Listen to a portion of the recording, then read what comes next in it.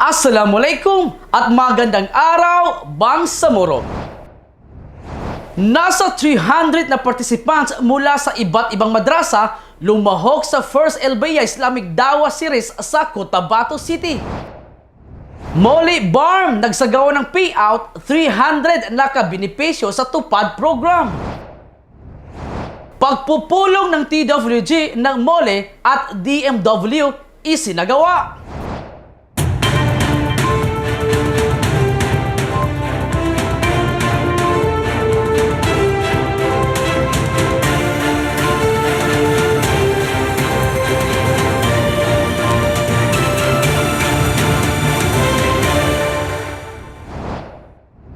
Lumahok sa First Elbeya or League of Bangsamoro Islamic Advocate Islamic Dawah Series na may temang Show the Beauty of Islam ang nasa 300 na participants galing sa iba't ibang madrasa sa Maguindanao del Sur at Maguindanao del Norte, kabilang na ang Cotabato City ngayong araw, July 13, 2024 na ginanap dito mismo sa Cotabato City Plaza na pinangunahan ng Elbeya President Miriam Kadatuan.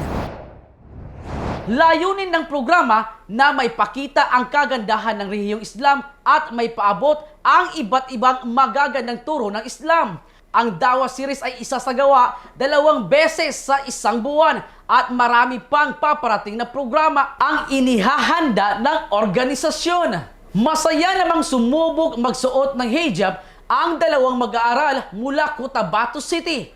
Ayon sa kanila, nakapagbibigay ng gaan ng loob ang pagsuot ng hijab at nakakataas ng moral bukod sa respeto. So, ang kakaibaan po ng pagsuot ng hijab pati wala po is pag nakasuot po ng hijab is nire-respect ka po ng mga tao. Tapos pag wala po is anytime po pwede ka po makatcall, ganun po.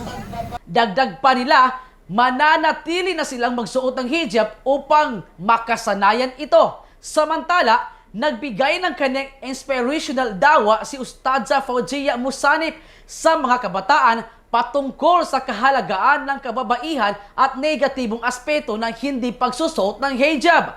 Hinikayat din niya ang mga kababaihan na ugaliin ang pagsusuot ng hijab at nananawagan din sa mga gustong magbalik Islam na gawin na ito habang maaga pa. Kahanga-hanga rin ang isang non-Islam believers na agad-agad sumanib at bumalik sa rehiyong Islam habang nasa kasagsagan ng programa. Ayon kay Jamela Pindo, kagustuhan umano niya ang pagbalik Islam. Ito umano'y kanyang hinintay at nagkataon na napadaan, narinig at naintindihan ang programa. Ashhadu an la ilaha illallah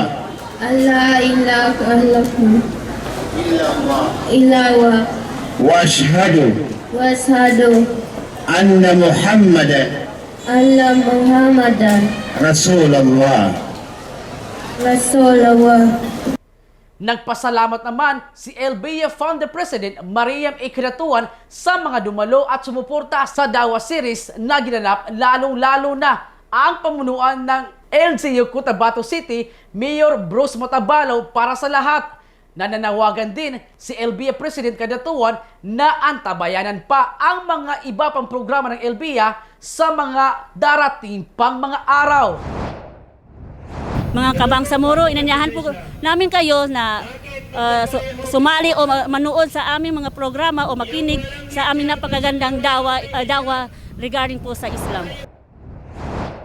Nagsagawa ng payout ang Ministry of Labor and Employment, MOLE at Department of Labor and Employment o DOLE Region 12 para sa tulong pangkabuhayan sa ating disadvantaged displaced workers.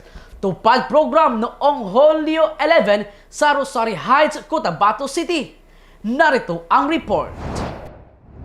May kabuuang 300 benepisyaryo mula sa iba't ibang barangay, kabilang ang Mother Barangay Tamuntaka, Rosary Heights 7 at Kalanganan 2 ang tumanggap ng kanilang tulong pinansyal.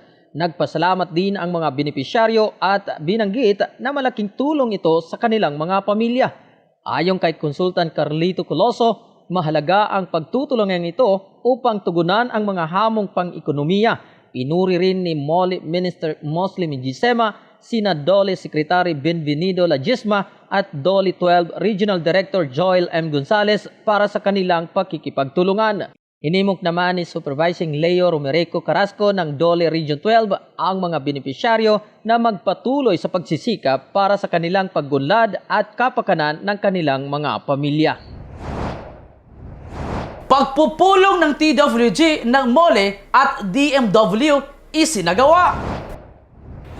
Tinalakay ang mahahalagang usapin para sa Overseas Bangsamoro Workers o OBWs mula sa Bangsamoro Autonomous Region in Muslim Mindanao o BARMM, tulad ng digitalization ng Overseas Employment Certificate o OEC, issuance process at pagtatatag ng service queues sa BARM.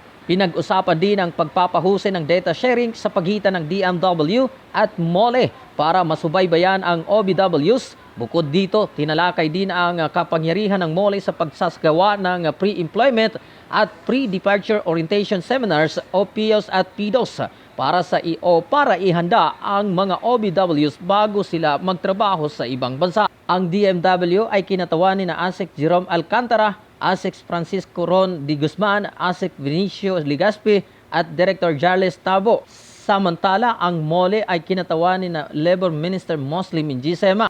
Pinaigting din ng DMW at MOLE ang kanilang pangako sa pagpapabuti ng kapakanan at proteksyon ng OBWs sa pamamagitan ng pinahusay ng mga pulisiya at serbisyo. Den Kadatuan, G-Live News Online. At iyan ang aming nakalap na balita sa araw na ito. Joem Rashid Balalisan, Z-Live News Online.